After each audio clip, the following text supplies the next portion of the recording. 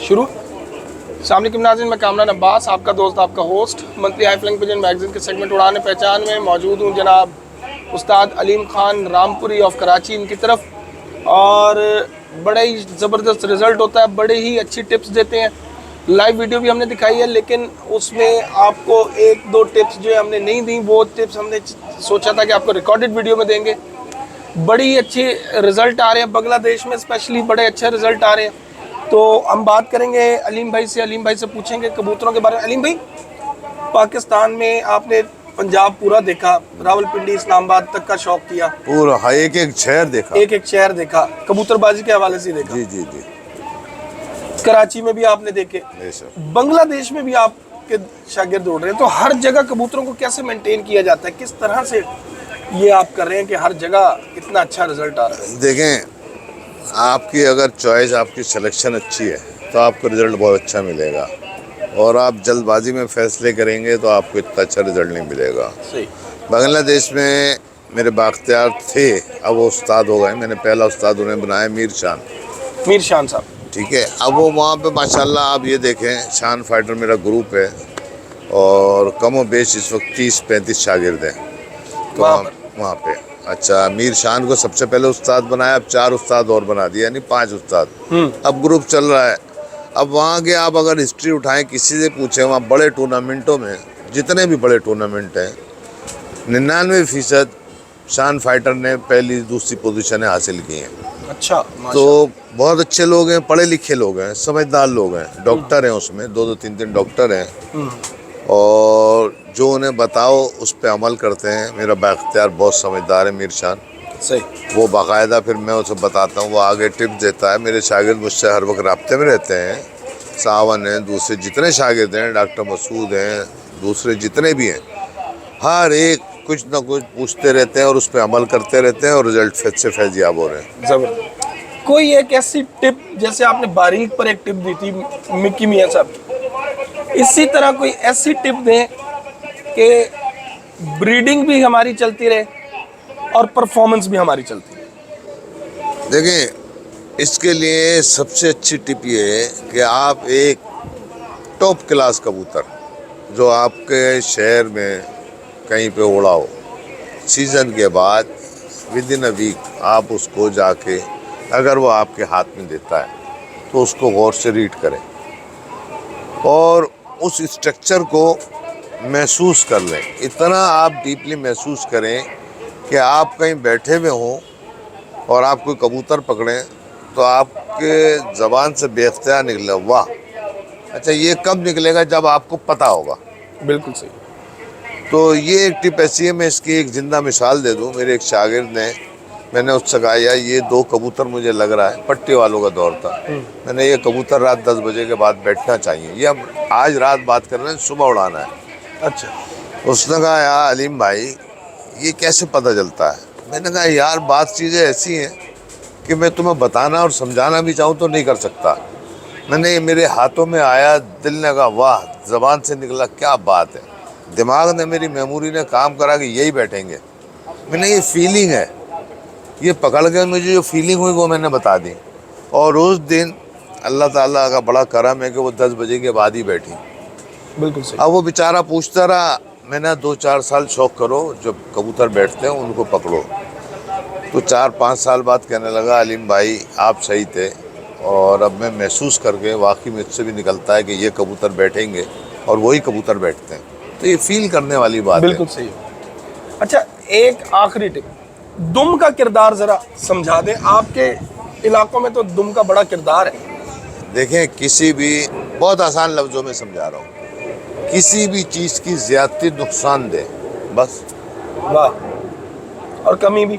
कमी, जो कमी है वो कमी है, वो तो हम और आप मुंह से बोल रहे हैं। हाँ। और ज़्यादती नुकसान दे। तो इसका मकसद कहाँ आ गया?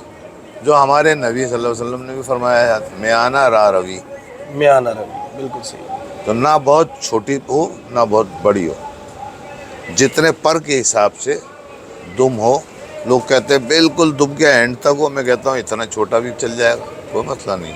कबूतर का पूरे स्ट्रक्चर के साथ पर देखेंगे ना आप, बिल्कुल सही। कबूतर इतना सा है, पर इतने जैसे निसावरे हैं, वो खुद उनका वजूद इतना सा, पर इतने लंबे लंबे, क्या फायदा है? वो नहीं फिर काम करते। तो ये चीज स्ट्रक्चर जब कबूतर आप पकड़ रहे होते हैं उस वक्त देखें। अच्छा, फिर दूसरी बात, जो लोग ब्लेंडर करते हैं, आप मेरे घर पे आए, यार ये कबूतर ओवर वेट है, मैंने आपको दिखाया 10-12 कबूतर, अब आपको यही नहीं पता कि मैं दाना क्या डालता हूँ। अब जो आदमी अच्छा दाना खिला रहा है, मोटा दाना खिला रहा है, उसका कबूतर आपको अच्छे वेट में मिलेगा। सही बात है। ये आपको पता होना चाहिए कि उससे और पूछे वो दाना। प्रैक्टिस में भी नहीं है कबूतर। हाँ जी, बंद है। बंद है, जैसे हम बैठे हुए, बिल्कुल ऐसे बैठे बैठे पेट बढ़ गया। बिल्कुल बिल्कुल ऐसे ही है। तो ये आपकी नॉलेज में होना चाहिए। आप जिस छत पे गए हैं वो क्या फीड देते हैं ज़रूर देखें, फिर उनका स्ट्रक्चर देखें, फिर उनके कबूतर देखें। यार ये कबूतर ओवरवेट यूँ है, ये डाइट बहुत अच्छी मिल रही है। अब मैं कोई, अगर पहली बात तो ज़माने से मैं लेता नहीं कबूतर, लेकिन कोई कबूतर लाता हूँ तो कम से कम 4-5 महीने में उसको पकड़ के दोबारा देखता भी नहीं, अपने दाने पे रखता हूँ, फिर मैं उसको देखता हूँ, ओहो ये तो बहुत मोटा हो गया, मकसद ये मेरे काम का नहीं है। हाँ सही, कि मेरे दाने पे इसका वेट इतना होना चाहिए, बस। और वो आपको पता लगेगा आपके एक्सपीरियंस से कि इस नस्ल में ज्यादा वेट इतना रहना चाहिए। अब ये आपने इतने कबूतर पकड़ के देखे, और मेरा दाना आप चाहे सबको दिखा भी सकते हैं। जी जी।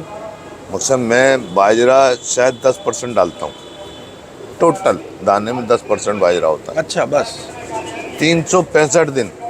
ठीक हो गया। तो बच्चे भी अच्छे पलते हैं इस बच्चे वजह भी से। अच्छे बोलते हैं। बिल्कुल सही हो गया। तो मतलब ये सारा क्रेडिट जाता है आपके रख रखाव पर।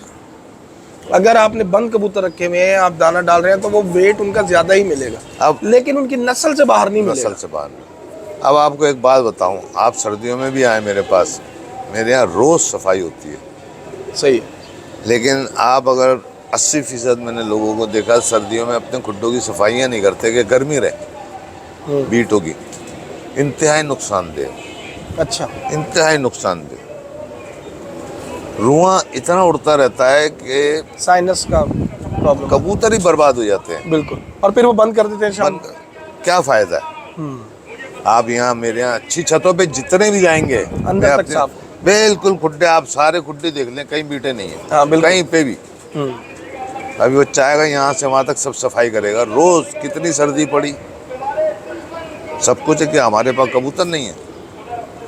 और दूसरी टिप मैं वो दे रहा हूँ शौकीन हजरात को जो कबूतरों से मोहब्बत करते हैं, नवंबर, दिसंबर, जनवरी, फरवरी कभी भी नया कबूतर अपने केज में लाके, अपने लॉफ्ट में लाके नहीं डालें। गलती ना करें। गलती बस, कितना ही अच्छा हो गया ना भाई सलाम, देखें ना मैं बुलाता हूँ ना मेरे पास कोई आता है, मैं ये 4 महीने अवॉइड करता हूँ। सही है, ताकि किसी और के घर का भी वो ना। देखें मौत बाराक है, मेरे यहाँ भी बीमारी आ सकती है, लेकिन एहतियात तो कर सकता हूँ, ये मैं एहतियात करता हूँ बस। बिल्कुल सही। अलीम भाई बहुत बहुत शुक्रिया आपके प्यार का, आपकी मोहब्बत का शुक्रिया, आप इतनी दूर से आए, प्यार है, ये आपकी मोहब्बत है भाई।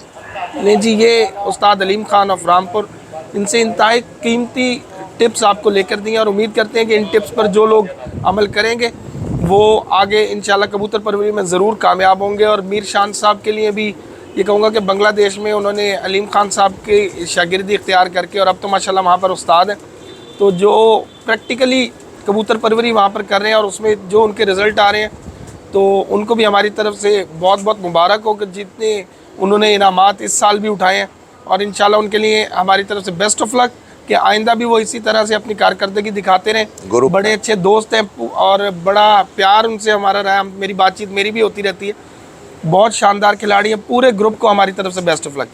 इसके साथ ही अपने दोस्त अपने उस कामरान अब्बास को उस्ताद अलीम खान ऑफ रामपुर के साथ दे इजाज़त। अल्लाह हाफ़िज़।